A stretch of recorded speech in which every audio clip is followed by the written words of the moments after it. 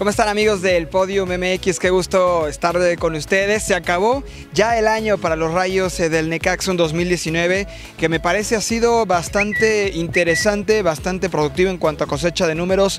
La era de Memo Vázquez, que arrancó precisamente en el torneo de clausura 2019, los metió a la liguilla, consiguió quedarse cerca de pasar la siguiente ronda, terminó cayendo ante los Rayados y finalmente en este torneo de apertura también nuevamente, a pesar de que le desmantelaron el equipo, a pesar de que hubo muchos cambios, terminó siendo un torneo bastante destacado. Mostró nuevamente que es un entrenador ganador, que el ADN que le imprime a los equipos termina siendo bastante importante y los metió hasta las semifinales.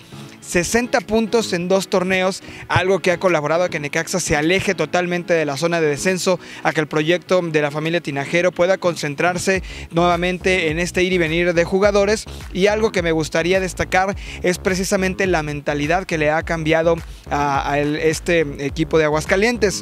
De entrada, se rompieron rachas importantes en donde no se ganaba de visitante. El caso de Monterrey, el caso de Guadalajara, mismo con Morelia, y sucedió también en Torreón. 4 plazas que le habían costado muchísimos años a los Rayos del Necaxa para poder conseguir un buen resultado, y de la mano de Memo Vázquez pues al menos ya dejó los números en 0.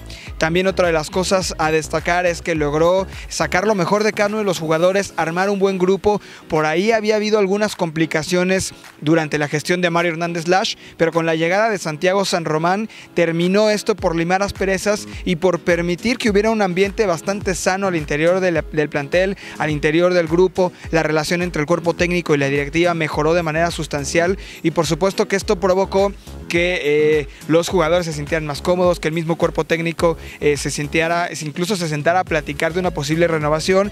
Al final, el proyecto deportivo de la familia Tinajero, que consiste en comprar jugadores y después venderlos al mejor postor, no terminó por convencerle mucho a Memo Vázquez, quien ya quiere volver a ser campeón del fútbol mexicano, así es que terminó por no renovar. En su lugar, por supuesto, quedará una vara bastante alta, puesto que no solo tuvo estos 60 puntos importantísimos para el tema porcentual, para el tema del crecimiento, sino que además comenzó a darle una identidad diferente a los Rayos del Necaxa. Para mí, en el balance general, la primera parte del año nos sorprendió bastante, porque pudo todavía tener algo con Brian Fernández, futbolista que terminó siendo también una de las revelaciones, que a todos nos queda esa espinita de saber qué hubiera pasado si Brian Fernández se hubiese quedado en la liguilla para enfrentar a los Rayados. Seguramente, sin temor a equivocarme, habría sido un escenario totalmente distinto. Seguramente tal vez Necaxa hubiera llegado nuevamente a las semifinales del fútbol mexicano y seguramente habría tenido algunas posibilidades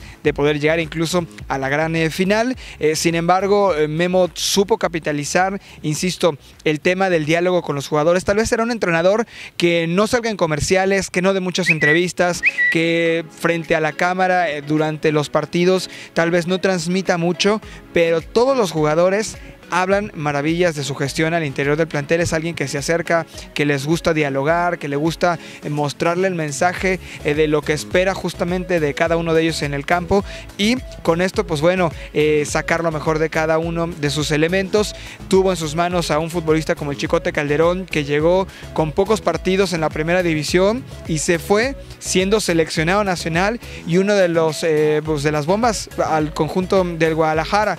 También le llegó Mauro Quiroga, un tipo que era pues tal vez sí goleador en el fútbol chileno, pero que no estaba ni siquiera en el mapa en el fútbol mexicano. Lo hizo campeón de goleo con un esquema en el cual priorizaba justamente que en los momentos más complicados pudiera aparecer este delantero. Y finalmente creo que también en cuestión de mentalidad, ¿cuántas veces este equipo no estuvo debajo en el marcador? ¿Cuántas volteretas no dio? Al final el conjunto de Necaxa se caracterizó por nunca bajar los brazos. Eran conscientes de que eran una de las nóminas de menor valor en el fútbol mexicano, pero que esto no les impedía ir a ponerle de tú a tú a cualquiera de los equipos. Creo que en este 2019 nos recordaremos de un Necaxa que tuvo entre sus filas a grandes futbolistas, que tuvo un equipo conformado por elementos que tal vez en su momento no eran muy conocidos, pero que dentro de algunos años seguramente diremos: este Necaxa Memo Vázquez tenía al Chicote Calderón, a Claudio Baez, a Maxi Salas, también estaba Rodrigo Noya,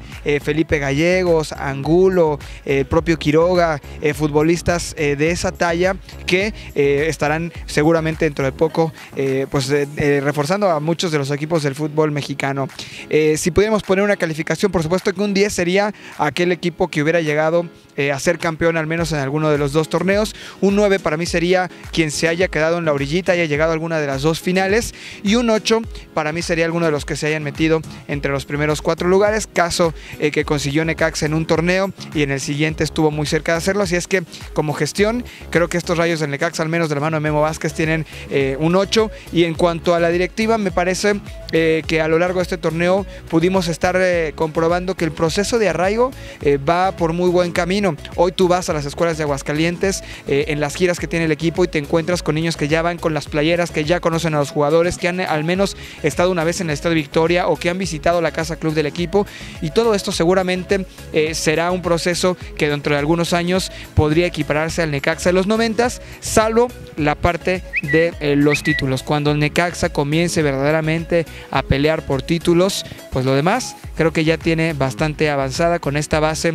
de arraigo y con este buen año que seguramente será bastante histórico para un equipo que sueña con volver a los primeros planos. Sigan aquí en el Podium MX, me dio mucho gusto estar con ustedes y los invito a que estén al pendiente de toda la información de los Rayos del Necaxa.